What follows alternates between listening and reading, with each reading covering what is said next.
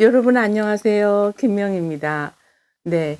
오늘은 제가 저희 상담 센터에서 책 한 권이 제 눈에 들어왔어요. 그래서 예전에 아주 오래전에 읽은 책들인데 다시 한번 이렇게 보게 됐습니다. 저희 상담 센터에는 오시는 분들 중에 크리스찬들도 계시지만 또 간혹 불교인들도 오시고, 그리고 또 천주교인도 오시고, 그리고 무교인들, 그러니까 종교가 없는 분들도 오시는데요. 이제 그중에 그 신앙이 깊으신 분들이 가끔 오시거든요.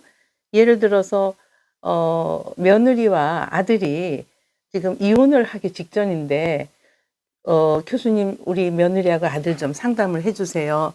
두 사람은 교회 성가대에서 만났습니다. 그래서 지금 결혼해서 한 몇 년 안 됐는데 이렇게 벌써 이혼을 하겠다고 하는데 "어떻게 하면 좋습니까?" 하고, 인제 권사님께서 이렇게 또 며느리하고 아들을 데리고 오는 경우도 있고, 그럴 때는 기독교적으로 그 말씀에 성경 말씀에 근거해서 상담을 하는 경우가 있어요. 그래서 인제 그때는 제가 이런 얘기를 가끔 하거든요. 이제 두 분이 헤어진다고 하니까 사탄이 원하는 것은 부부가 갈등하고 또 다투고 음란으로 인해서 무너지는 것입니다. 왜냐하면 제가 그분들을 만났을 때 그 남편이 인제 그 외국에 한 6 개월 가 계셨는데 그때 쪼끔 문제가 있었어요. 그래서 인제 이혼을 하겠다는 그런 사례였는데, 이제 자기는 교회 권사고 이제 장로교회 다닌다고 하시면서 교수님이 기독교인이라는 걸 알고 왔다고 하면서 이렇게 인제 상담을 의뢰한 케이스가 있었습니다. 그래서 그분들한테 제가 이런 얘기를 했던 것이 생각이 나요.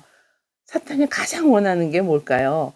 부부가 갈등하고 다투고 음란으로 인해서 무너지는 것입니다. 그러나 하나님은 하나님의 피조물인 인간이 정말 행복하게 가정을 이루고 부부가 사랑으로 하나 되는 모습을 가장 보고 싶어 하실 겁니다. 그 창세기 2장 18 절에 보면 여호와 하나님이 이르시되 사람이 혼자 사는 것이 좋지 아니하니 내가 그를 위하여 돕는 배필을 지으리라 하셨는데, 두 분은 교회 성가대에서 이렇게 믿음 안에서 만나셨는데 지금 두 분의 이 갈등은 누가 원하는 걸까요? 인제 이렇게 인제 제가 질문할 때가 있어요. 어 아주 오래전 일입니다. 한 몇 년 전에 그 사례가 지금 생각이 났는데, 이제 기독교인들이 와서 이혼하겠다는 거 또는 부부가 갈등이 있을 때는 인제 그렇게 인제 말씀에 기초해서 한다는 그 얘기고요. 오늘 제가 인제 이렇게 어느 책을 예전에 봤던 책을 이렇게 쭉 보니까 제가 거기 이렇게 줄을 쳐 놓은 부분이 있어 가지고 그 부분을 여러분들하고 좀 나누고 싶습니다. 어 이게 많은 분들이 인제 이것도 좀 기독교와 관련된 건데요. 제가 이렇게 내적 치유 또는 내면의 치유, 그러니까 내면의 치유는 이게 약간 인본주의적인 내면의 상처, 어린 시절의 상처를 치유하는 그런 워크숍을 제가 많이 했고, 그다음에 인제 인본주의와 신본주의에서 좀 달라요. 그래서 성경을 기초로 해서 하는 거는 이제 쓴뿌리 치유, 내적 치유라 해서 오늘은 쓴뿌리 치유과 관련되는 이야기를 쪼금 드리겠습니다. 어 보통 우리가 인제 자기의 그 내면과 직면하는 시간이 있거든요. 그 치유를 할 때 다 눈을 감으라 그러고 제가 그런 걸 많이 해서 제 책에 보면 그런 워크숍 사진들이 있어요. 이렇게 다 누워서 막 그러다 보면 막 어느 권사님은 이제 나중에 알았죠, 권사님이라는 걸. 이렇게 막 흐느끼면서 이제 자기의 상처를 직면하는 시간이죠. 그래서 제가 인제 그 대목을 쪼끔 한번 읽어 보겠습니다. 죽음에 직면했던 아슬아슬했던 어떤 사건들, 그러니까 죽으려고 거의 그 죽음에까지 갔던 그런 경험을 한 번도 아니고 두세 번 했던 그런 어떤 사건들이 있는 분들도 있었고요. 그다음에 부모로부터 받았던 학대의 사건들, 제가 지금 생각나는 게 어느 권사님께서 자기가 인제 자기 부모님이 아들을 놓고 싶었는데, 인제 그 옛날 얘기죠. 가부장 시대에 있었던 일인데, 자기가 딸을 이제 자기 자신의 어머니께서, 그 권사님 연세가 그때 60 초반이었는데 어머니께서 아들을 원했는데 딸을 놓으니까 인제 딸 죽으라고 그 아기를 포대에 둘둘둘 싸서, 옛날에 그 온돌방에서 아기를 낳는데 아기는 저 운목에다가 그렇게 했고 죽으라고 했는데 자기가 살았다는 거예요. 근데 뭐 그 얘기를 지금 다 할 수는 없는데, 그러니까 그런 어떤 내면에 이렇게 숨어 있던 자신들의 어떤 상처를 직면하는 시간이 있거든요. 쓴뿌리 치유하는 시간에. 그러니까 우리가 보통 쓴뿌리 치유라고도 하고 내적 치유라고도 하는데요. 인본주의적인 어떤, 그러니까 심리적으로 할 때는 그냥 내면아이 치유 이런 표현을 쓰는데 전혀 다른 거예요. 그래서 저는 두 가지 다 그 워크숍을 많이 했던 경험이 있습니다. 그래서 그러한 부모로부터 받았던 학대 그런 상처들, 그다음에 거절당했던, 이번에 그 누굽니까? 우리 그 저기 전우원 씨도 지금 아버지로부터 거절당한 그런 아픈 상처의 추억, 아니 그 상처가 있지 않습니까? 그러니까 그런 것처럼 부모로부터 거절당하고 버림당하고 거부당했던 그 경험은 상당한 상처가 이제 남아서 일생을 이제 그림자처럼 따라다니는 건데요. 그다음에 이제 외롭고 두려워서 이렇게 이불 뒤집어 쓰고 꺽꺽 울었던 경험이 있는 사람들. 그다음에 분노의 사건이 있어도 어떻게 소리 한번 지르지 못하고 숨도 제대로 못 쉬고 살던 어떤 그런 사건들. 이런 사건들을 만나는 거예요. 자기 어린 시절의 사건들이죠.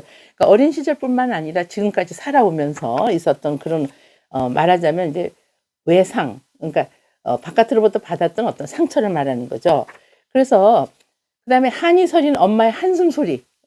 엄마가 아버지가 막 싸우고 또 가정 폭력이 있고 알코올 중독자인 아버지 밑에서 그 어머니가 밤마다 이렇게 이불 뒤집어 쓰고 꺽꺽 울던 그런 어떤 한숨 소리 들으면서 나는 왜 태어났을까? 지난번에 전우원 씨가 태어나지 말았어야 할 자기가 태어났다 이런 표현을 썼는데, 또 그런 표현도 이제 아버지로부터 거부당하고 거절당했던 그런 어떤 아픔 때문에 나왔다고 저는 봅니다. 언제 한번 다시 오늘도 누가 제 댓글에 우리 전우원 씨를 좀 도와주세요. 제가 무슨 힘이 있다가 그런 또 말씀을 하셔서 언젠가 한번 또 정리해서 한번 올려야겠다는 마음을 주셨습니다. 자, 한이 서린 엄마의 한숨 소리를 들으면서 내가 왜 이 세상에 태어났지? 이런 삶을 살려고 그리고 엄마 아빠가 저렇게 싸우는 거는 나 때문에 싸우나? 내가 아들이 아니고 딸이어서 그런가? 옛날엔 그런 경우가 있었거든요. 그 자신의 어떤 출생을 증오하는 기억들, 태어나지 말았어야 할 내가 태어나서 뭐 이런 거죠. 그다음에 이제 부부의 갈등이나 인간관계의 갈등으로 내 자신이 너무 싫어서 죽고 싶었던 일들, 그런 걸 만나는 거예요. 이제 쓴뿌리 치유할 때. 그리고 이 세상이 싫어서 수도사가 되거나 승려가 되려고 했던 일들, 비구니가 되고 싶었다. 뭐 이런 권사님도 제가 만났거든요. 그리고 차라리 죽었으면 하는 마음으로 자살을 시도했던 일들. 이러한 일들 하나씩 하나씩 내면에 숨어 있는 나의 어떤 아픔, 상처들을 이렇게 만나는 것을 직면이라고 해요. 그 직면을 하면서 눈물과 그다음에 그 분노의 눈물을 다시 흘려보는 거죠. 그 아픈 그 추억들을 직면하면서. 그리고 이제 그거를 사실 만난다는 게 두렵죠. 또 그러한 아픔을 경험을 제2의 경험을 또 해야 되니까 이것을 두고 우리가 이제 직면이라고 표현을 하고, 또 이러한 이렇게 직면하면서 일어나는 감정들을 표현하는 것. 그래서 이걸 토설이라고 그래요. 기독교 용어로. 그래서 하나님 앞에 가서 막 울부짖으면서 토설하면 속이 좀 후련하다 이런 것처럼, 또 인본주의에서는 전문 상담사 앞에 자기의 아픔을 막 쏟아내면 그냥 속이 후련하다. 이제 상담 끝나고 갈 때 어때요? 상담 오기 전하고 지금하고 좀 달라진 점이 있나요? 그러면 교수님이 이렇게 제 얘기를 잘 들어주시니까 그냥 속이 후련하고 뻥 뚫리는 것 같습니다. 이렇게 표현을 하거든요. 근데 이제 인본주의에서는 상담사가 들어주지만 또 신본주의에서는 하나님 앞에 토설하는 거죠. 하나님 앞에 나의 이 아픔을 다 이렇게 토설하고 자신의 내면의 상처를 직면하는 것을 토설이라 그래요. 그러니까 직면하면서 토해내는 거. 그러니까 이렇게 저기 속에다 가지고 있는 것은 그렇게 좋지 않죠. 자, 그래서 그렇게 토설할 때 무슨 소리가 들리냐면은 이제 많은 분들이 이런 말을 해요. 내 아들아, 내 딸아 하는 음성을 들었습니다. 이제 그렇게 표현하시거든요. 어 그리고 모든 사람들이 너를 싫어하고 너를 외면한다 할지라도, 이 세상이 너를 버린다 할지라도, 너 자신이 너를 용서하지 않는다 하더라도 나는 너를 사랑하고 결코 너를 버리지 않는다. 이런 음성을 들었습니다 하는 분들이 꽤 많아요. 네. 그 부분. 그리고 "나는 너를 사랑하여 결코 버리지 않을 것이다. 너의 상처와 아픔은 이 십자가에 다 못 박고 이제 너는 자유롭게 자유로운 몸이 됐다." 이런 음성을 들었습니다. 이런 분들도 계시고요. "나는 너의 세상으로부터의 거절감, 수치심, 분노, 두려움, 슬픔, 죄책감을 지고 이 십자가에서 죽노라. 너를 대신하여 내가 창에 찔리고 손등에 못이 박히고 발등에 못이 박히고 너를 대신하여 이 고통과 아픔을 짊어졌었다." 라고 예수님은 말씀하십니다. 오늘도 여러분 이러한 제가 오늘 아침에 아마 이 방송을 또 보시게 될 텐데, 오늘 아침 제가 상담실로 출근하기 전에 구독자님하고 통화를 좀 한 두어 차례 했는데요.